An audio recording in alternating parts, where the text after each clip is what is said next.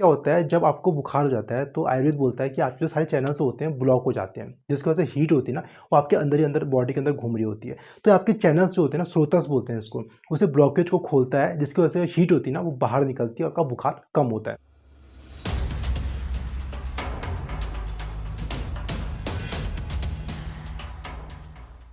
तो स्वागत है आपका हमारे चैनल दी हेल्दी में डॉक्टर विवेक हाजिर आप लोग के साथ फिर एक नई हेल्थ वीडियो में। दोस्तों आज इस वीडियो में मैं आपसे बात करने जा रहा हूँ आयुर्वेद की एक बहुत फेमस दवा है जिसका नाम है महासुदर्शन घनवटी। तो ये जो महासुदर्शन घनवटी है, आयुर्वेद में अगर कोई पेशेंट हमारे पास आता है तो ऐसे पेशेंट को आती है इनको बुखार हो रहा है। ठीक है, बुखार भी बहुत टाइप के होते हैं। आपने देखा हो कभी कभी क्या होता है ना, ऐसे बुखार की आप दवाई खाते हो लेकिन आपका बुखार जाता ही नहीं है, बहुत लंबे टाइम से आपको बुखार रहता है।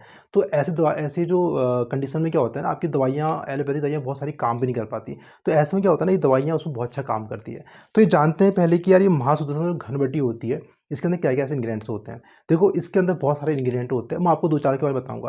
जैसे इसके अंदर आंवले की होती है, विभूति की होती है, आपका त्रिफला जो है कंटेंट है वो होता है, इसके अंदर कचूर होता है, उसीर होता है, ये सारी कंटेंट होता है। इसके बहुत सारे कंटेंट होते हैं जो इसके अंदर होते हैं, आप ये मेन जान लीजिए।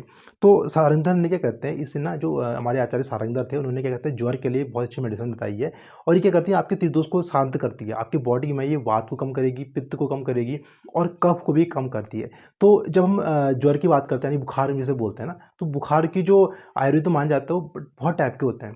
वात ज्वर हो सकता है, पित्त हो सकता है, कफ हो सकता है, संधिपात हो सकता है। तो वहाँ पर क्या होता है ना, ये दवा तीनों पर भी काम करती है। ठीक है, अब जानते हैं कि किन किन प्रॉब्लम पे कोई इस दवा को ले सकता है। देखो अगर मान लो किसी इंसान को बुखार आ रहा है तो उसमें ये दवा ले सकता है। ठीक है, चाहे आपका पुराना बुखार है या फिर एक नया बुखार है। कुछ ऐसे बुखार होते हैं जो बहुत टाइम से चल रहे होते हैं। ठीक है, तो उसमें कोई दवा आप, जैसे हमने पैरासीटामोल खा दी लेकिन उसको बेनिफिट नहीं मिलता है, आपने एंटीबायोटिक भी खा ली तब भी बेनिफिट नहीं मिल रहा है। तो ऐसे जो बुखार होते हैं ना, ये पुराने बुखार होते हैं, ये ऐसे जाते नहीं है। तो उसमें क्या होता है ना, अगर आप ये महासुदर्शन घनवटी लेते हैं और इसके साथ ऐसी दवाइयाँ लेते हैं आयुर्वेद की जो आगे बुखार कम करती हैं, तो आपका बुखार वैसे दूर होता है। क्योंकि क्या होता है ना, बुखार आपके बहुत अंदर तक जा चुका होता है। ठीक है, बहुत पुराना चल रहा होता है, तो शरीर के सारी जो सिस्टम को उसने खराब कर चुका होता है। तो ऐसे में ये जो महासुदर्शन घनवटी होती है वहाँ पर अच्छा रिजल्ट देती है। अब इसके अलावा क्या करती है, ये आपके ना बॉडी के टेम्परेचर को कम करती है। जैसे मैंने आपको बताया ना, बुखार में यूज करते हैं तो आपके बॉडी के टेम्परेचर को कम करती है। अब जब आयुर्वेद के हिसाब से आप बुखार पे जाओगे तो बुखार में क्या होता है ना, एक तो आपका जो आम आम समझ रहे हो, आम मतलब क्या होता है, आपने कुछ खाया और सही से डाइजेस्ट नहीं होता है तो आम बन जाता है। समझते हैं, ऐसा ऐसा चीज़ जो का डाइजेस्ट नहीं हुआ है। तो जो हमारा आम होता है, अनडाइजेस्टेड फूड होता है, उसको ये क्या कहते हैं, कम करता है। वो भी क्या कहते हैं, बुखार होने का एक कारण होता है। और इसके अलावा क्या होता है, जब आपको बुखार हो जाता है तो आयुर्वेद बोलता है कि आपके जो सारे चैनल्स होते हैं ब्लॉक हो जाते हैं, जिसकी वजह से हीट होती है ना, वो आपके अंदर ही अंदर बॉडी के अंदर घूम रही होती है। तो आपके चैनल्स जो होते हैं ना, स्रोतस बोलते हैं इसको, उसे ब्लॉकेज को खोलता है, जिसकी वजह से हीट होती है ना, वो बाहर निकलती है और आपका बुखार कम होता है। इसके अलावा ना ये दवा वहाँ पर अच्छा काम करती है, ऐसे बुखार जहाँ पर का जो उसका मतलब एटियोलॉजी पता नहीं होती, इसका कारण पता नहीं होता है, फीवर ऑफ अननोन एटियोलॉजी जिसे हम बोलते हैं, या फीवर ऑफ अननोन ऑरिजिन बोलते हैं। तो ऐसे कभी क्या क्या होता है ना, कुछ डॉक्टर्स जब देखते हैं कि पेशेंट का बुखार जा ही नहीं रहा है, बहुत दवाइयाँ दे दी लेकिन पेशेंट का बुखार नहीं जा रहा है, पता भी नहीं चल रहा है कि यार ये बैक्टीरियल है या फिर किस कारण से, वायरल है क्या, कौन सा फीवर है, कोई समझ में नहीं आता। तो ऐसे फीवर में क्या होता है, डॉक्टर के लिए भी परेशानी होती है कि उसको पेशेंट को कौन सी हम दवाइयाँ दें। तो वहाँ पर जो फीवर ऑफ अननोन ऑरिजिन होते हैं वहाँ पर तो बहुत अच्छा काम करती है।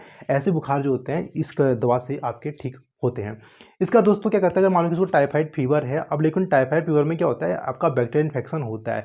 तो उसमें क्या, अगर आप टाइफाइड फीवर हो रहा है आपको और उसके साथ अगर आप महासुदर्शन घनवटी को लेंगे तो उससे क्या होगा, आपका जो ये कहते हैं ट्रीटमेंट का जो ट्रीटमेंट चल रहा है ना, वो आपका ट्रीटमेंट कम हो जाएगा, आपकी बॉडी की इम्यूनिटी बढ़ेगी और आपका जो बुखार है ना वो जल्दी ठीक हो जाता है। तो ऐसे बुखार जब आपको मान लो कि क्या कहते हैं, आपको टाइफाइड का फीवर चल रहा है, टाइफाइड को ऐसे बुखार आ गया है, तो वहाँ पर भी आप इस दवा को ले सकते हैं। जो एलोपैथिक दवाई या एंटीबायोटिक चल रही है वहाँ पर भी आप ले सकते हैं।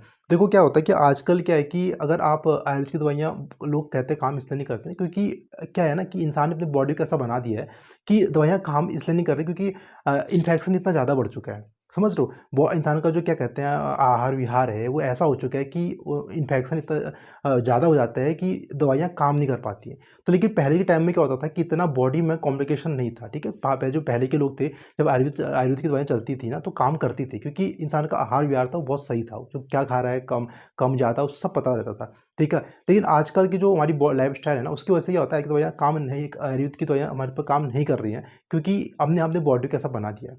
तो ऐसे में क्या कहते हैं, ऐसे कोई बुखार है आपको तो आप जैसे टाइफाइड फीवर हो गया वहाँ पर भी आप इसे उन दवाई के साथ आपको इसे ले सकते हैं। तो आपको कोई बुखार है उसके साथ आपका सर दर्द हो रहा है, ठीक है, बॉडी एक हो रहा है, तो वहाँ पर भी बहुत अच्छा काम करेगा। जुकाम हो गया, जुकाम में वायरल फीवर है, वहाँ पर भी दवा को आप ले सकते हैं। आपको मान लो वायरल फीवर चल रहा है तो वहाँ पर भी दवा बहुत अच्छा काम करती है।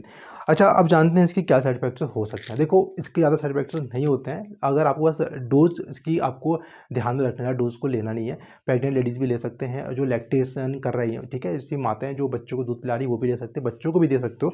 इसके अलावा क्या कहते हैं, बड़े ले सकते हैं। तो एडल्ट लोग क्या कहते हैं, इस गोली को 2 गोली सुबह शाम ले सकते हैं, पानी के साथ, नॉर्मल पानी के साथ आप इसे ले सकते हैं।